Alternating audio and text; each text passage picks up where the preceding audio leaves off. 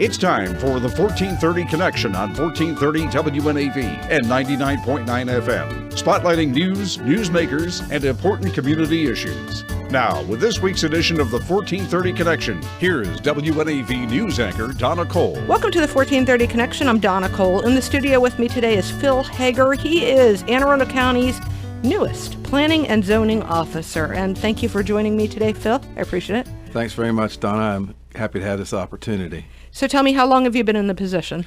My first day on the job here in Anne Arundel County was July 31st. Well, welcome to the county. You are not new to Maryland. You are a native Marylander. I am a native. I've spent a little bit of time in just about every part of this great state of ours. And actually, in doing the job that you're currently doing, you have a lot of experience in land use, planning, environmental restoration, public policy at the federal, regional, and local government levels, yes?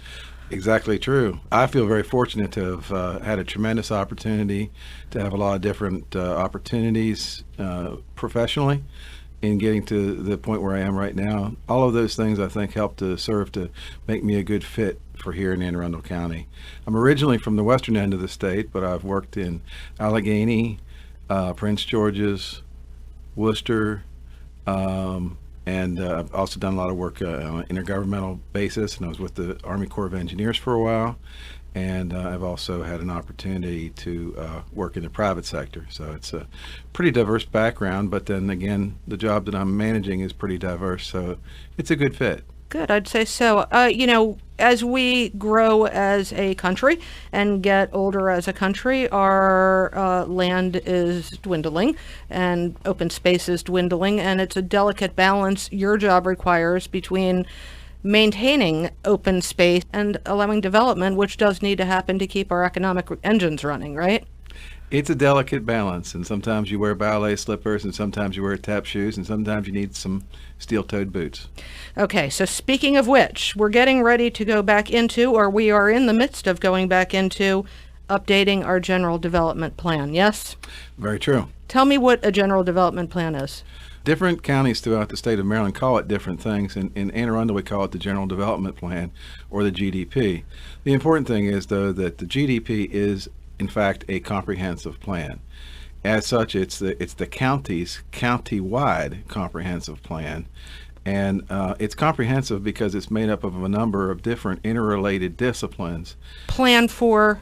We're planning for the future. We're looking a couple decades into the future and try to anticipate what the future is going to look like. The important thing is what we begin with is to look at where we are right now, and once we've got a pretty good feel on that, then we say, okay, how did we get here? Some of what we've done has been very good. Some of it could use improvement, but regardless, we are at a common point right now, and that's our starting point.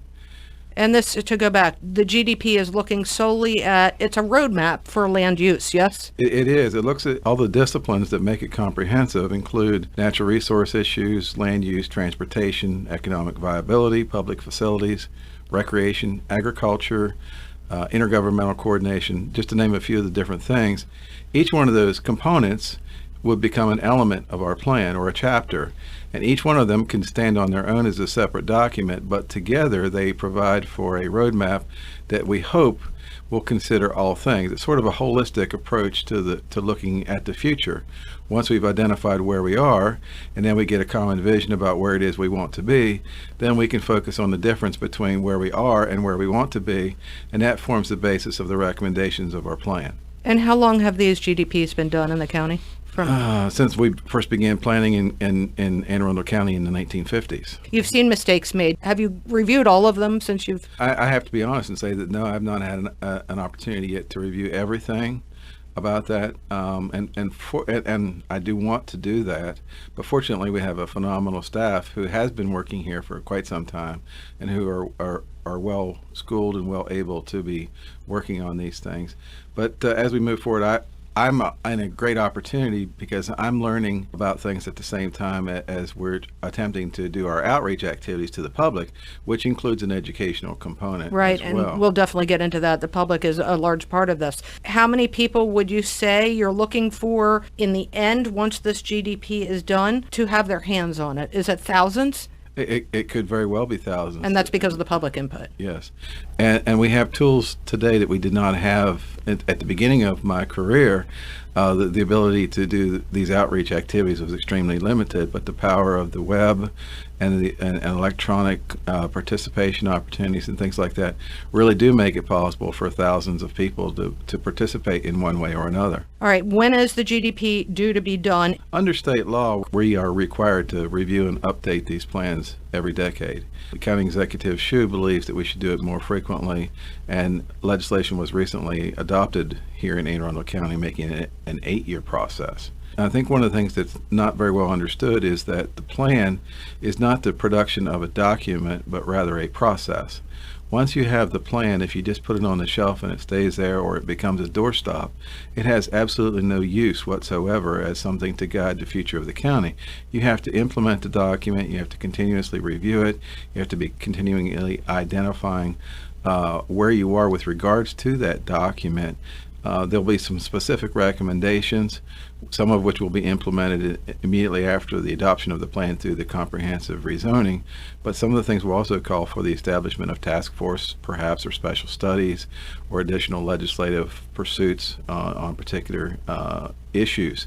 So it's a continual process, so that when you get to the end of your planning cycle, you're basically well equipped to begin the process all over again. In that sense, it's very satisfying, but also very frustrating, because it's one of those jobs that never actually gets quite finished. Every 8 years, is that enough, or should we even be looking at every 5 years? No, I think that's appropriate for the countywide plan, because we are not limited by that to doing other types of planning activities. First of all, it's vitally important that we do a very good job of implementing the plan that we adopt and be in a good place in 8 years. But at the same time, we may be wanting to look at smaller area planning initiatives and things like that. The county completed about 12 or 15 years ago a series of small area plans, and we want to make sure that the work that was done on them doesn't fall by the wayside. Yes. All right, very good. We're going to take a short break. When we come back, more about the general development plan and what the public can do to help steer the course for the next few decades in our county. This is Donna Cole on the 1430 Connection. We will be right back.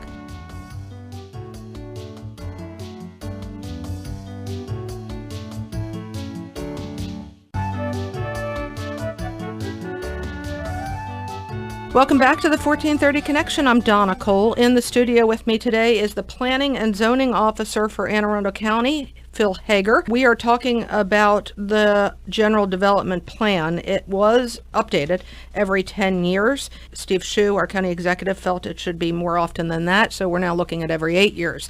You've already started the work on this by updating a website. Mm-hmm.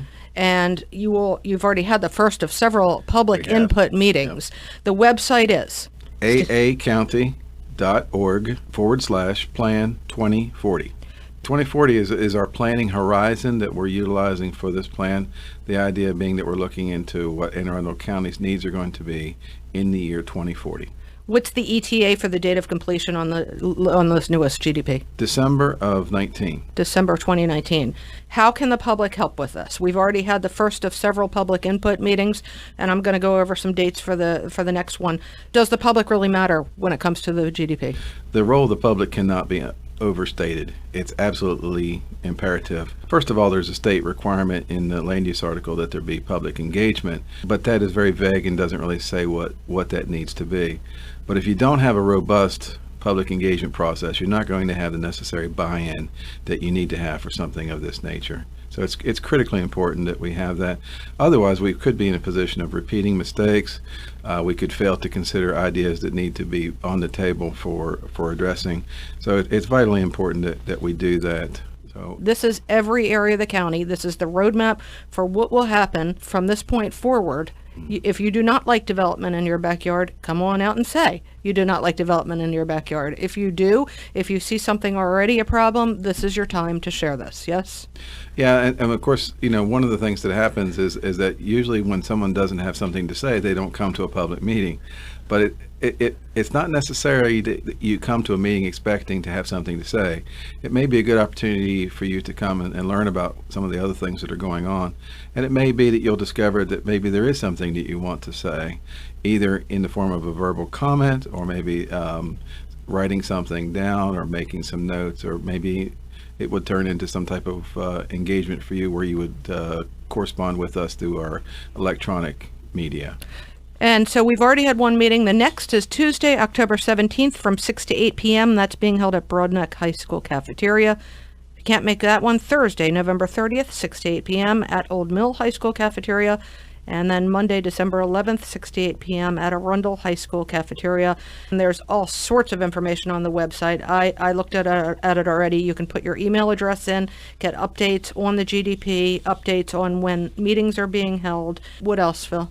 It's real important that people understand that this process that's going on now, this public engagement process, consists of a series of meetings that we're having throughout the county, all of which are identified on our website, which again is aacounty.org/plan 2040.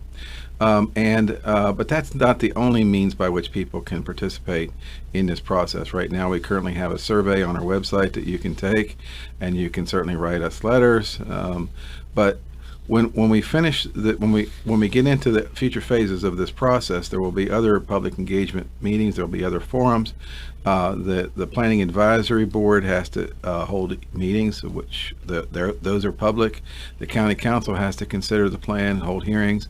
All of those are public processes. So there's many different opportunities for people to participate in what makes them comfortable.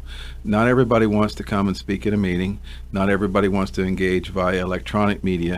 So we're trying to provide a diversity of resources by which people can participate. At our public meetings that are going on now, and thank you, Donna, for giving us a plug for the next couple of those meetings, we are trying to make sure that we are providing opportunities for people to participate in ways that make them feel comfortable. Sometimes they find that they will gravitate toward a group that is looking at particular issues. Sometimes they like to take the little dots and put them on the charts to indicate where their preferences is. Sometimes they want to come and spout out on something of concern to them in a forum at the microphone. So whatever makes people comfortable, whatever they feel compelled to do, we'll be happy to take their comments, whether it's good or bad, in any form that they choose to offer it. It all goes into the background data that gets assembled. As I said, right now we're in a listening mode, but when that will continue into the February timeframe, and at which point we're going to begin the plan development and plan formulation phases, which again doesn't mean that we're not interested in public comment, because we're still going to have opportunities to do that. But once we've completed our background analyses, we'll be going to our visioning phases, plan formulation, plan development, and then once those things are done, then we're going to be more into plan review. Okay. And when someone is interested in participating, they're actually going to be able to have something to which to react. Okay, so cross-section of our county, we want everybody represented. If it's somebody that's even just interested in, let's say, a yellow perch somewhere or the species somewhere, these are the people you want to hear from. We want to hear from everybody. Everybody has a viable concern about what makes the county important to them.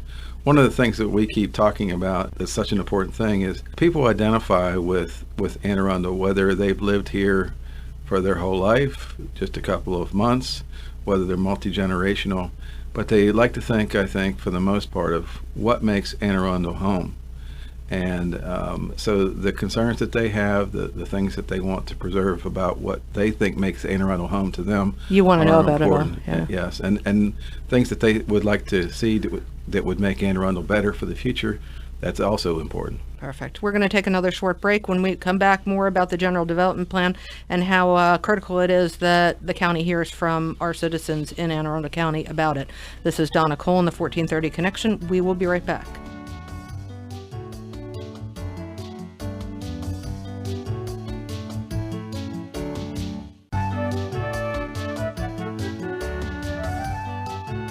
Welcome back to the 1430 Connection. I'm Donna Cole. I'm in the studio today with Phil Hager. He's the Planning and Zoning Officer for Anne Arundel County. I didn't realize actually Western Maryland had an accent. Phil?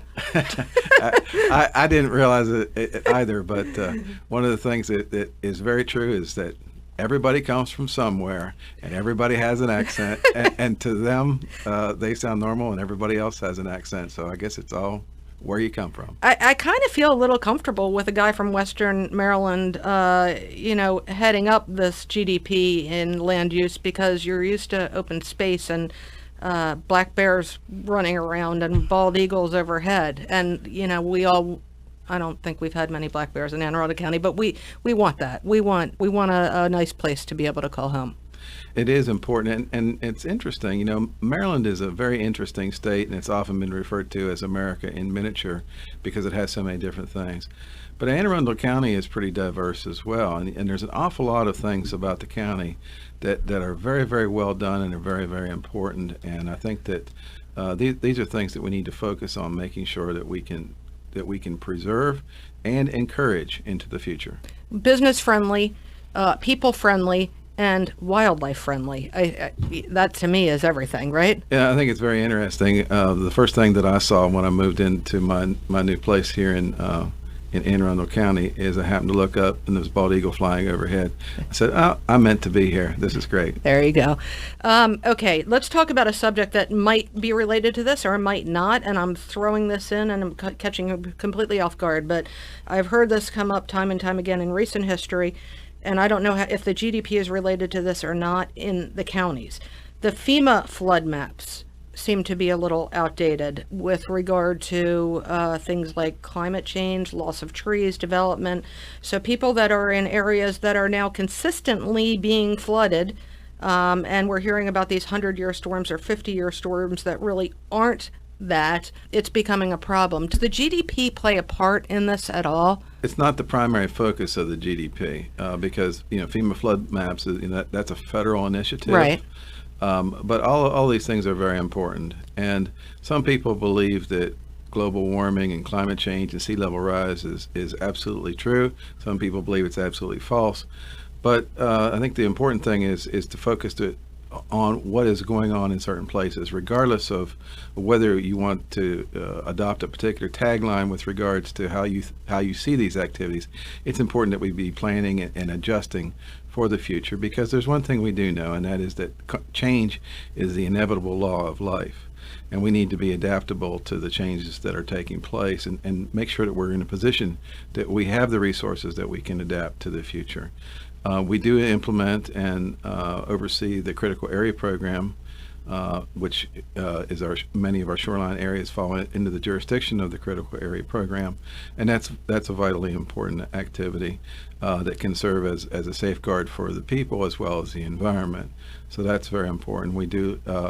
My office doesn't specifically administer the FEMA program, but we certainly utilize FEMA maps and looking at things like that. So it's vitally important. With that said, if scientists have said these areas are flooding because of climate change or because of development, do you personally not believe that? I don't think that the people of a particular area care whether they're getting flooded because of man-made actions or evolutionary changes or whatever. All they know is that they have water where they didn't have it before, and it's vitally important that we have a plan for dealing with. And have you found that some of our maps are a little bit outdated within the county regarding because we've had development, because we've lost or gained impervious surface, or? That's not an analysis that I've undertaken to date.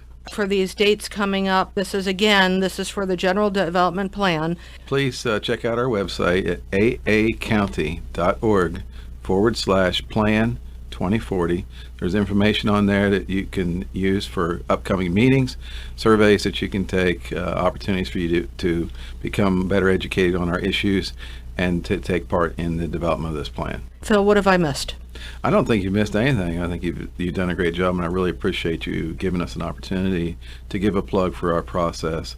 And we're looking forward to a robust engagement process, and we're looking forward to a successful planning process that we hope will be in the interest of the people of this county. This is Donna Cole on the 1430 Connection. We will see you next week.